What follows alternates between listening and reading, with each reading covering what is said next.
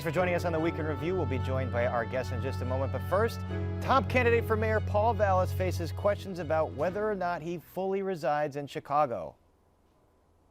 I'll work with every community and every part of our city to confront our crime problem.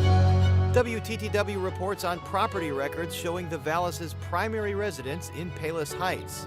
Vallas has been renting a second-floor apartment in Bridgeport for about a year. Meanwhile, the mayoral candidates spend every day this week at candidate forums as nerves fray with less than 3 weeks to go until Election Day. I know you want to mansplain up there, but you gotta give me the opportunity. The new Chicago casino gets the green light for temporary location at Medina Temple, and renewed talks of tax breaks for a new Arlington Heights Bears stadium. And joining us to talk about all that and a lot more are Heather Sharon of WTTW News, Mike Flannery of Fox 32 Chicago, Greg Pratt of the Chicago Tribune, and Dan Mihalopoulos of WBEZ. And since there have been so many debates and forums this week, we thought we would do this in debate/forum style. So don't attack the moderator, Mike, all right, please. Let's start with that story we reported yesterday. Heather, Paul Vallas asserts that his primary residence right now is actually an apartment in Bridgeport, even though property records show he and his wife claiming tax exemptions on his Palos Heights home, which establishes that as his legal primary residence. Give us the context here. Well, we know today that the Cook County assessor conducted a probe into whether that property tax break in the Palos Heights, on the Palos Heights property, was correct. And the Cook County assessor said, yes, it was properly received. So that is his legal permanent residence at the same time he's running for Chicago, registered to vote from that Bridgeport apartment. So the question for Chicago voters who are going to go to the polls on Monday with early voting starting in the wards and on Election Day on February 28th, is that something they want in a Chicago mayor? And so there was some evidence that we analyzed showing signs that he spent time at Palos Heights over the last year, signs that he spent time at Bridgeport over the last year. Joe Ferguson, the former Inspector General, told us it really comes down to where you lay your head at night, where you wake up in the morning. Dan Mihalopoulos, do you see enough to confirm that Vallas has spent the better part of this year actually as a Chicago resident? Well, it doesn't matter now, does it? The ballots are printed, the voting has begun. This was something that could have been hashed out by one of the opponents beforehand. I'm not taking sides one way or another on it, but at this point in the process, I think, as Heather said, it's more of an issue for voters. You know, what are his bona fides as a Chicagoan to them? Being a former CPS CEO, clearly he lived in the city at that time. He was required to do so. And he's come back and forth from the suburbs and from some jobs in other cities. It all reminds me of those long days that we spent about 12 years ago in the basement of 69 West Washington, watching Rahm Emanuel drag out photos of his wedding album and whatnot that he needed to prove when he came back from D.C., where he was Barack Obama's aide.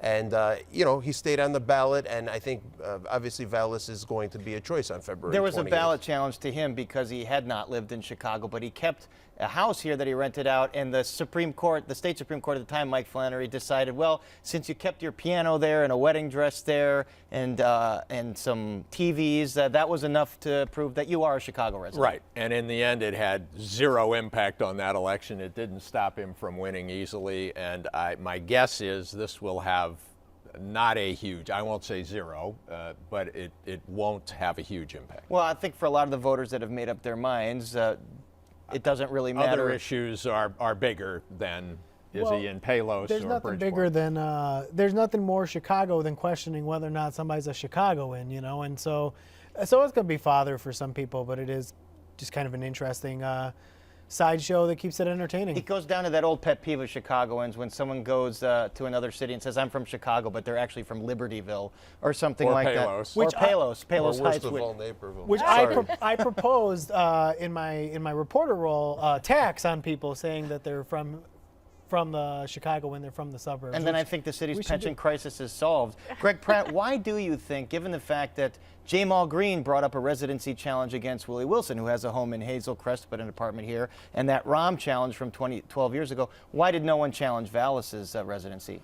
Well, residency challenges generally are, they end up being fool's errands because Rahm didn't live here and he left the wedding dress behind and they said you get residence. So, you don't really win those. And then Vallas has been registered at different Chicago locations since like 2018, 2017. These things are impossible to prove, even if they're not. They're not. Nobody has the resources, the manpower to do it. So people probably didn't think it was worthwhile from a campaign perspective, though they should have, to tie him up, because that's what, at the very least, it makes you spend money as a campaign. And in your defense, Dan Milopoulos, there have been a lot of stories about Paul Vallas this week related to donations that he's gotten, support from a CPD officer tangentially involved in Laquan McDonald's situation. Is this a byproduct of perhaps being the perceived front runner or close to the front runner? It could also be a byproduct of the fact that he's not vetting his contributions well enough. I mean, I don't think guy who got the video and saw that video before the rest of us did, one of a handful of people was so tangentially involved. He gave that money away with interest that he got from that officer that was involved in the $5 million settlement. Although, you know, Vallas would take your point of view that that officer did nothing wrong, that detective, he wasn't punished. And then you had Deborah Quazzo, the former CPS board member, who left and was very heavily criticized by the Inspector General of CPS in an insider contracting scandal. He got money from her when he ran for mayor, Vallas, and lost 4 years ago, gave it away when we reported on it then, and took more of it this time and says, this time I'm keeping it. I think she's cool. Mike Flannery, he's not the only one giving away donations. Chuy Garcia gave away the equivalent of a donation he got from Sam Bankman-Fried to victims of Bankman-Fried's crypto scams. Is Chuy Garcia, why do that now? Well, he actually did it, I think, back a month or two. He gave the actual donation away, but then this time I believe it was like he's given it away twice. The first time to apologize, and the second time because the creditors in the bankruptcy wanted it back, so he's had to give it away twice. Yeah, and the mayor insists that he should also chip in $200,000 because of this independent expenditure that was that put political resources behind his campaign, in a campaign that he was unopposed in, that he says he didn't ask for and didn't need. He's declining to do that. It gives him a talking point when inevitably the critics, the rivals, raise this issue. All right, well, let's take a look at some of the fireworks from the multitude of forums and debates this week. The mayor frequently took the moderators at these forums to task. Take a look. It's absolutely not correct, Paris.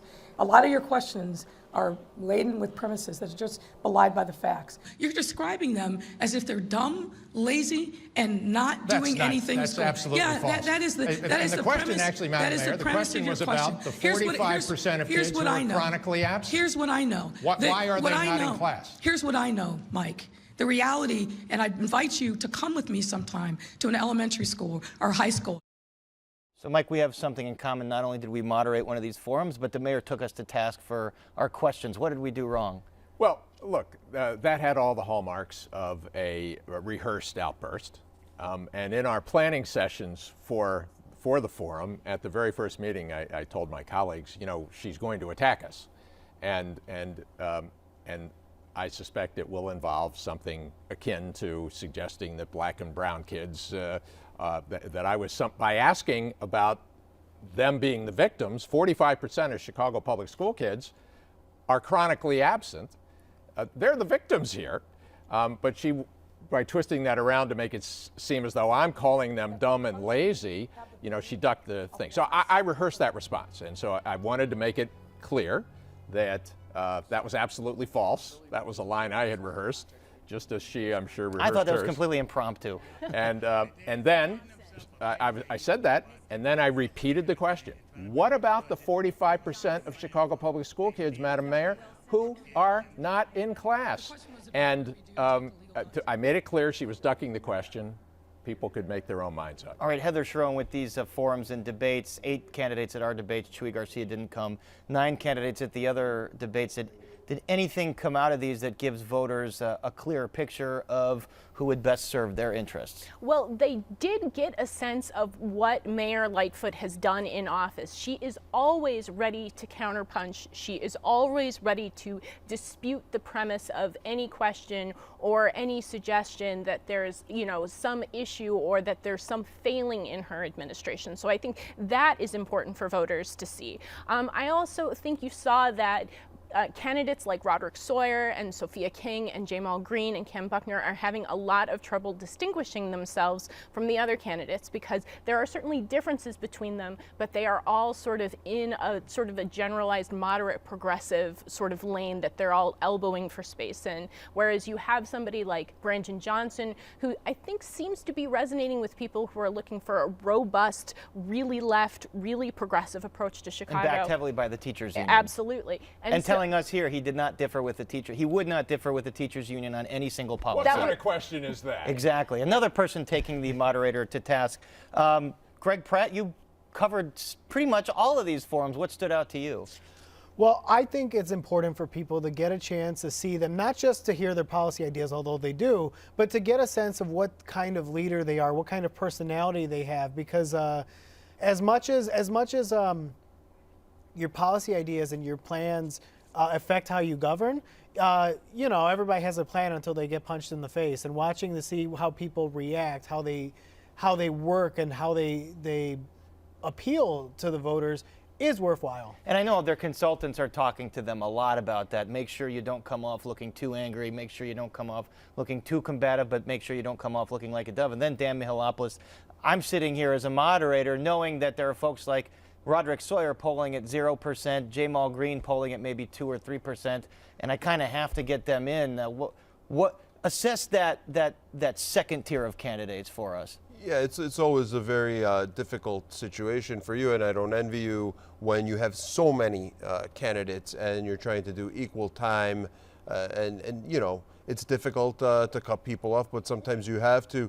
The other candidates, look. Everyone is trying to work the refs, okay? Whether it's during the forum or on Twitter through their supporters, bots. Never. This coming from a huge soccer fan here. I think you guys did the best that you could, but sometimes it benefits them, as Mike, I think, was implying, to be combative. And some of the others are just trying to get a word in, and I feel for them. But, if you don't raise the money, it's hard to be considered so I think for the mayor, candidate. 4 years ago, I think that that could play as that kind of snark and then challenging stuff could play on behalf of the audience. But as the incumbent, it doesn't play the same way. Especially when you've built a reputation and you have older people coming out and complaining about the combative nature of your leadership, former allies now becoming enemies and going on with different campaigns. Meanwhile, there's polling this week that suggests that 63% of Chicagoans don't feel safe. Again, Heather Sharon, does this reflect on Mayor Lori Lightfoot and how difficult perhaps re-election is going to be? It can't help but reflect on her. Every election, if there's an incumbent running on some level, is a referendum on his or her performance, and that's what we're seeing there.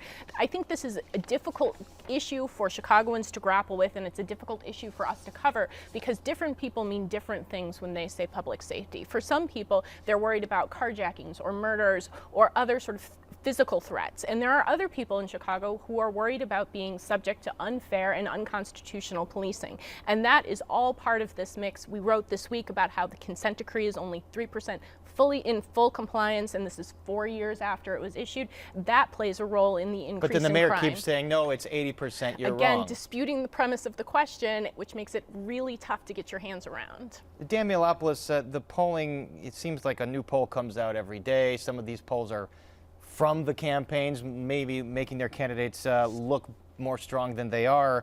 But it does seem like there's a consensus top tier of Vallas, Chuy Garcia, Lightfoot, and then maybe close behind that, Brandon Johnson and Willie Wilson. Does that sound about accurate right now? Yeah, I mean, the only poll you can believe in is the one by WBEZ, of course. NBC5, Telemundo Chicago, and the Sun-Times. But, all the polls, I think the consensus is, yes, there is a top tier. But let's remind everyone it's 50% plus one. It doesn't seem that anyone is anywhere near reaching that threshold or surpassing it in any of the polls. Any one of 4 or 5 people, or any two, I'm sorry, of 4 or 5 people could be in that runoff in April. And then the sad thing, though, for the mayor is, in all the head-to-heads, it looked like not good for her. So they've been up and down the head-to-heads. There's everyone's. M3 pollsters, M3 consultancy run by a guy named Matt Podgorski, asked a different question in a survey that was released last night. Who would you never vote for? The bad news for Mayor Lightfoot is 61% of likely Chicago voters said they would never vote for her. And that tracks because that up and down is people have decided not Lightfoot, but they're not sure who to go Brandon with. Johnson, 41% never vote. Vallas and Chuy Garcia, 36% each. I will say there's I would never disparage the WBZ poll, which is the good poll. But what about the Tribune poll? Well, we don't have one, but there's a lot of garbage polling out there too, and that you have to be cognizant of. And one of the things that Mayor Lightfoot has said from the beginning is that polls don't simulate choice in a referendum. And you might feel a certain way about a certain candidate, but when you're the last man on earth, it starts to look a little bit different. And so that's something that. That's something to keep in mind. I'm not as negative on her reelection. I mean, she's unquestionably got challenges, but like that poll, 61% say never. I don't buy that. And the fact is there's so many undecided. It's a low turnout election, and where do the undecideds break at the end of the day? Do they decide, you know what, maybe we go with the person we know, even though we might not be totally happy with what's going on? Greg Pratt, folks aren't totally happy with the superintendent of police, David Brown. Mayor Lightfoot is the only candidate that would keep him around, although now it seems like if he gets to the age of retirement, 63, he might be pushed out. What are the odds that regardless of who wins, he's just going to leave next term? Good. They're very good. I mean, he's in the final countdown one way or the other, whether he gets fired or he leaves, and the mayor doesn't want to really acknowledge that. The mayor supports him. That's fine. But he's on his way out, whether it's now or in 6 months. And more interesting will be, can we recruit someone from the outside? Could a Mayor Lightfoot? And if Mayor Lightfoot... but a lot of candidates are saying they want to recruit someone from the inside. And I think that's true for the mayor, too. I think, she's been talking about female leadership in the department that's risen up in recent years. So like a Tina Scahill might be a potential next superintendent. But that's the more interesting thing, because Brown is a lame duck. And, whatever you think of his service, and someone new is coming in at some point relatively soon. All right, well, let's get to some of the other news this week. The Illinois Gaming Board approves Bally's temporary Chicago casino at Medina Temple. State lawmakers weigh a 40-year property tax assessment freeze for the Bears' Arlington Heights site, and trials underway for the ComEd officials tied to the alleged Madigan bribery case.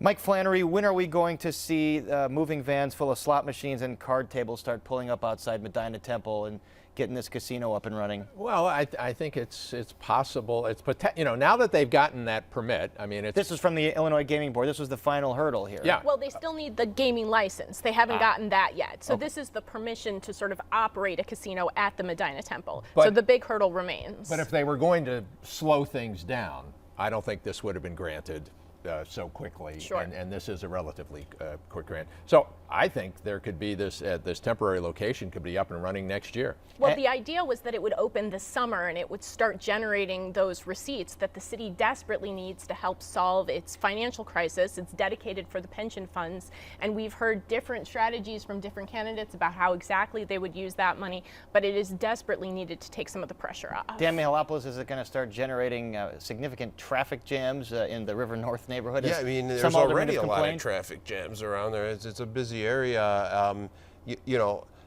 but I think the bigger picture is it's a busy area to begin with. It's a touristic area, and they need the money. I mean, there's no two ways about it. Here in the state, they've gone steadily closer and closer to Chicago. Elgin benefited. Then, Des Plaines when Rosemont fell out, close to the airport. Now, finally, Chicago. I mean, they've really been begging for this for a very long time, and they pulled it off. And the Bears have been begging for a new stadium in Arlington Heights. Lawmakers have said heck no to any tax breaks, any public subsidies, and all of a sudden we see a proposal surface for a 40-year tax break or a freeze. Who knows the skinny on this? Well, the idea is that this wouldn't directly subsidize the Bears, but it would subsidize the entertainment village that they want to build around the stadium. And it's very similar to how TIF is used in Chicago, tax increment financing, and it will basically take whatever increase in property tax and use that to basically subsidize what the Bears are doing. Can they get it through a General Assembly with lukewarm reactions from the governor? And even the state legislator who introduced it themselves was like, well, I guess we're just going to put this out there. It's going to depend on who becomes mayor and how aggressively he or she. Of Arlington Heights or Chicago? Of Chicago. Okay. Because how aggressively they try to keep them? Yes, and how aggressively they try to block this down in the General Assembly. Lori Lightfoot. So keeping the Bears in Chicago by blocking any subsidies for them to go to Arlington Heights. Yes. Now, on the other hand, the Bears are looking. Their model is SoFi Stadium in Inglewood, LA, California, where two NFL teams play, and where the acreage, the surrounding acreage, there's a real estate developer who then became a sports team mogul. He's putting up structures that are making him additional billions, and the Bears hope to tap into that kind of development. This would be enormously helpful and help the bottom line. Might they still proceed? They might. Before we go, there was some sad news this week. Lawrence Msall, the head of the Civic Federation, a nonpartisan civic watchdog group, he passed away tragically after complications from heart surgery. Every one of us on this panel dealt with Lawrence Msall many, many, many times because he was kind of considered the foremost expert. He was the conscience of public finance. He was always telling lawmakers, don't kick the can down the road, don't use gimmicks to balance your budgets. But it wasn't just that. He worked with, I got a call from an alderperson this week saying, before I would introduce an ordinance or an idea, I would call Lawrence Msall and run it by him, and he would spend an hour on the phone with me kind of running through why this was a good idea or a bad idea. So start with you, Greg Pratt, your memories of Lawrence Msall and his impact on the city and the state.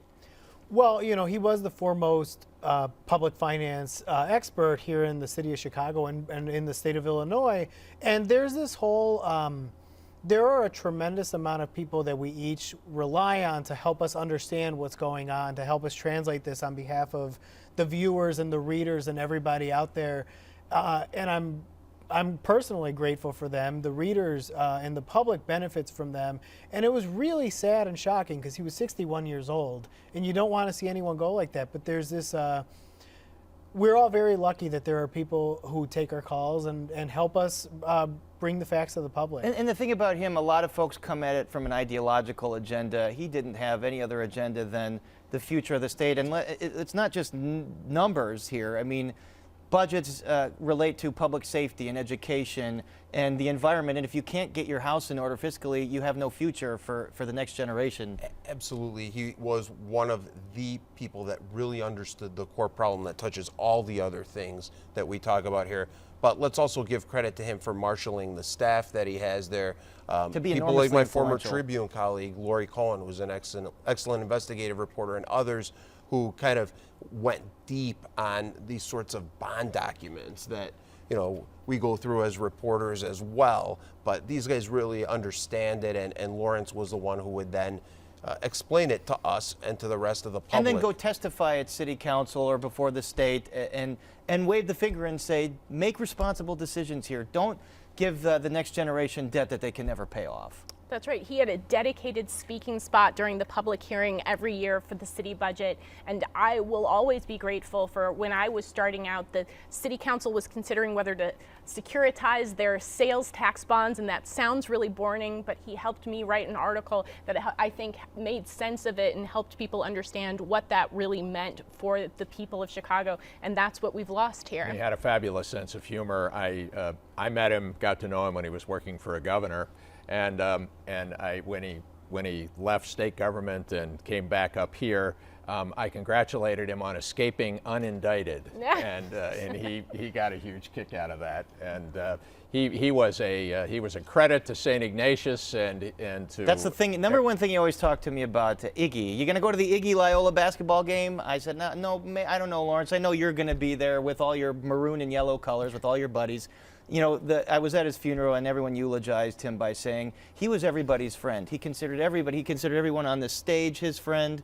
And that church was packed to the rafters of not only dignitaries, but people that were crying and were really touched by this. And that's when you know that your life really impacted a lot of people, both in what you did, but how you conducted it. And our condolences to his 3 daughters and his family. And we will dedicate this show in his memory tonight. And that is our show. Our thanks to Greg Pratt, Dan Mihalopoulos, Heather Sharon, and Mike Flannery. That is our show for this Friday night. Don't forget you can get the Week in Review streamed on Facebook, YouTube, and our website, WTTW.com/news. And join us tonight at 10 for Chicago Tonight. Exclusive details on a controversial new plan to relocate hundreds of asylum seekers from the suburbs to an abandoned building in Chicago. You won't want to miss that. And now for the Week in Review, I'm Paris Schutz. Thank you for watching. Stay healthy and safe, and have a great weekend. Devin Hester, I missed the news on that. He didn't get in. Yeah. Okay. They need 80%, right? Completely Yeah. robbed. How did he? He gets to come back though, right? Yeah, he Yeah, does. no, Yeah. How was that close the did he first get? time or the I second? don't First think it time. was very close at all, actually. So there's never been a punt returner. That's But the if there's going to be problem. anyone, it's got to be Kickoffs, him. Yeah, Yes. he should be the exception There's to the nobody rule. like Devin Yeah. Hester. I go back and look at those Kids still highlights, watch and they're those just YouTube videos. Oh. Like the kids that were born after. I mean, just everyone talks about the moment that he started the Super Bowl by taking it to the house, and then I they think we all lost. remember where we were when that Yes, happened. Yes. yes. Right. Yes. And how Totally. deafening the cheers and the screams were. Yeah. So how is the 10 o'clock time slot? How are you? I think it's great. coming along. I think it's hard for some people to get used to, but we just gotta bring them along, and maybe they're in their jammies instead of cooking dinner. Closed caption. Closed captioning is made possible by Robert A. Clifford and Clifford Law Offices, a proud sponsor of diversity, equity, and inclusion-focused free continuing legal education for lawyers throughout the region.